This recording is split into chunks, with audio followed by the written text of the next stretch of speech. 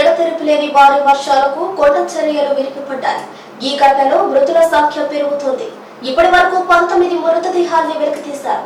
చాలా మంది తీవ్ర గాయాలతో బయటపడ్డారు. వందల ఇళ్లపై ఈ కొండ చర్యలు పడటంతో నష్టం భారీగా ఉండొచ్చని ఆందోళన వ్యక్తమవుతోంది.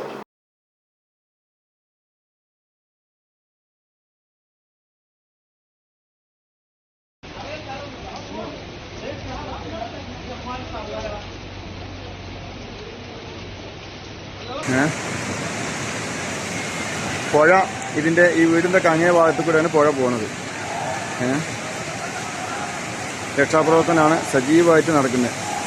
ആ വീടിൻ്റെ മുകളിൽ ആളുണ്ട്. അതാ ആ വീടിൻ്റെ മുകളിൽ ഉള്ള ആളുകളെ രക്ഷപ്പെടുത്താൻ വേണ്ടിയിട്ട് തെങ്ങ് വലിച്ച് പാലം പോലെ ഇട്ടിട്ട് ആളുകളെ രക്ഷപ്പെടുത്താനുള്ള ശ്രമം നടത്തുന്നു.